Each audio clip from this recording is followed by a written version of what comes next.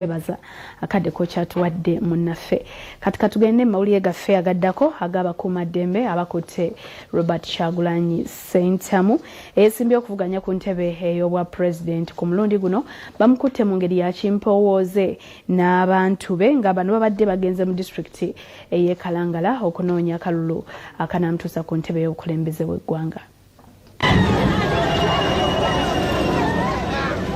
Robert Kyagulanyi Ssentamu avuganya ku pulezidenti ku kadi y'NUP akedde egenda mu disitulikiti y'e Kalangala okunoonya akalulu akanamutuusa ku kifo ekyo nga balekerwako bannakibiina abalala ng'ekidyeri bakirinyidde ku mwalo gw'e Kakyanga okwolekera olugendo kyokka basoose kumugaana ku kidyeri nga bagamba nti alina abantu bangi ssaako n'emmotoka nga baddewo okweyogera ebisongovu wakati w'abantu be n'abakola ku kidyeri. Alemeza pulezidenti okugenda eri okutuuka e Kalangala olw'okuba alina emmotoka nyingi. Kyokka olutuuse ku mwalo gw'e Bugoma asanze bamuteekedde amaato ga speedboat agabadde galina okumuyambako okutalaga ebizinga. Kitegerekese nga mu lyato poliisi temugenza kuvaamu nemulagira okudda mangu gy'ava. Kyokka olukomyewo bamutegeeza nga bakuumaddembe bakutta abantu be naye olekera e Bugoma okulaba ekibakwasizza ng'eno asanze poliisi n'amagye bazibye oluguudo era olutuuse ne bamulagira okuva mu motoka. These people are arresting me too. They are not giving me any reason for the arrest. Bayazise emmotoka zonna ne batandika okukwata abantu nga batandikidde ku erisebuufu amanyiddwa nga Edi Mutwe.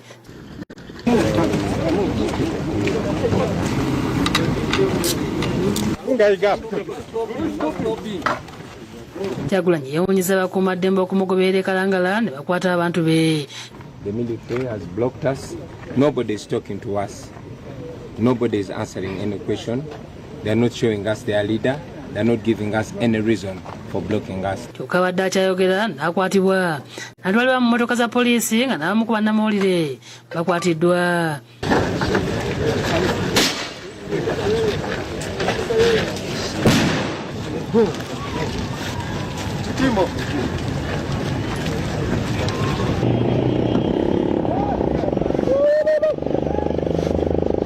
Kyokka mu kukwatibwa kwe tebabaddewo mbeera ya nsasage nga bwe kyali eruuka.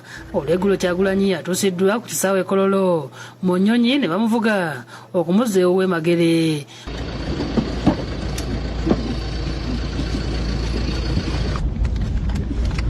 I know your prisoners yourselves. Wano mu Kampala abantu oluwulidde nti Kyagulanyi akwatiddwa ne basaako emisinde okufuluma ekibuga nga wayise akaseera mpoyekaaga ng'amaduuka agasinga gasibiddwa. Kyokka embeereze mu nteeko n'abatembeeyi ne bazza ebintu byabwe ku nguudo. Ate mu mboozi yaffe eyagoba obwavu tukuleetedde yagumira mu kusiika amandaazi nga kati wasula tapangisa. Goba obwavu mu katale konfoofo ne Hello Uganda, tusanyuse okubalaba. Cairo Bank International kati efuuse Cairo Bank Uganda. Cairo Bank Uganda, growing with you. Bannayuganda bangi tebakyanyooma mirimu kubanga bakizuula nti basobola okugikola ne beegobako obwavu. Bano mwe muli Livingstone Sega ow'ekangulumira mu Kayunga ng'omulimu gwe gwa kusiika amandaazi mu kabuga k'e Kayunga era ng'amandaazi yatandikira okugasiika ng'abantu bamusekerera kyokka naye teyawummula yagenda mu maaso. Tukola ebintu bingi mu butuufu era omwana bw'ajja okutikka wano atikka ku kino n'atikka ku kino n'atikka ku kino kuba ow'edduuka bw'aba tatutte ebbagi yaffe yajja twala erindaazi twagaana erindaazi ajja twala omugaati kwegamba n'ava ku dduuka nga taviiridde ewaawo. Olwaleero bizinesi ye yeeyongera amaanyi nga buli lusiika afuna amagoba ga mitwalo 15 ku mitwalo 30. Kati akasente ako bwe mba nkafunye 15 oba 3 kale mbala nga 15 kwensobola okuba nange nga mpeererako abaana ndabirirako bakadde bange mu nsonga ng'ezo n'okuba nga nsobodde okuzimba amaka gange agalabika nti ddala era omusajja akola ki alina kyakola nsobodde okugulako ebibanja ne poloti. Ayogedde engeri gy'asasulamu abakozi be okubazzaamu amaanyi nga mu nnaku 6 abawe emitwalo 48. Ezaawo abakozi abawera 50 naye emabega wali nali nga mbasasula buli kye bakoze okusinziira kye bakoze naye nenkyusaamu olw'okubanga nalabawo obugayaavu mu bakozi nensalawo omukozi omugjamu ky'oba oyagala nembateeka ku buli wiiki tasobola kudojinga bw'amisingamu olunaku lumu nga takoze seze ziba zifa. Kale bansanyudde nnyo nti bwe nakibaleetera ne bakisanyukira. Ayogedde n'okusomoozebwa kwasanga omuli ebbeeyi y'ebikozesebwa ekyukakyuka nga bw'erinnya nga bino kuliko buto n'ebirala. Ono amandaazi agatambuliza ku pikipiki kyokka nga ayagala emmotoka emusobozesa okutuuka ewala okugaziya akatale. Singa tunaaba tufunye entambula tugenda kugaziya maketi tufune n'ekifo awagazi we tukolera tulabike nga omulimu gwaffe tugutumbula kubanga omulimu guno gukwatiridde abantu bangi. Asiri bannayuganda okomya okunyoma emirimu kubanga buli mulimu osobola okugunyiikirira ne wejja mu bwavu. Tusuubira okufuna zi oveni ez'omulembe nga zikozesa amasannyalaze tusobole okuba nga tulidyusinga ku muwendo gw'enku gwe tukozesa.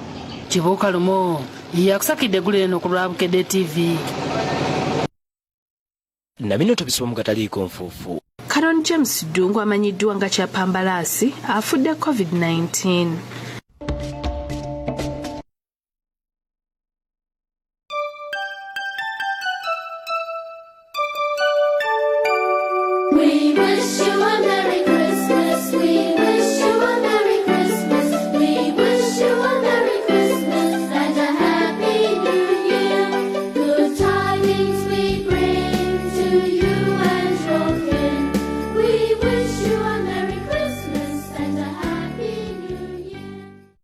Obako kuva mu kakiiko k'ebyokulonda. Akakiiko kajjukiza bonna abeewandiisa okulonda nti ennaku ezaalambikibwa okulondebwako abayisimbyewo bwe ziti bwe zaalambikibwa. Abeesimbyewo ku bwa pulezidenti n'abakiise ba paalamenti baakulondebwa nga 14 Januari 2021. Bo abeesimbyewo ku bwa Lord Mayor, Meya, bassentebe ne bakkansala okwabekwa kubaawo nga 2 Januari 2021. Ate abeesimbyewo ku mitendera gya munisipaali, ssentebe ne bakkansala ba division baakulondebwa nga 25 Januari 2021. Olwo bassentebe ne bakkansala b'oku mutendera gw'amagombola balondebwe nga 3 omwezi ogwokubiri 2021. Oyekka erinnya lye lirabikira ku lukalala lw'abalonzi yajja okukkirizibwa okulonda. Ojjukizibwa okwambala mask, okunaaba mu ngalo ne sabbuuni era n'okwewa amabanga mu kaweefube w'okulwanyisa ekirwadde kya COVID-19. Akakiiko kakubiriza abalonzi okugenda mu bulungi okulonda oyo gw'osiimye akukulembere.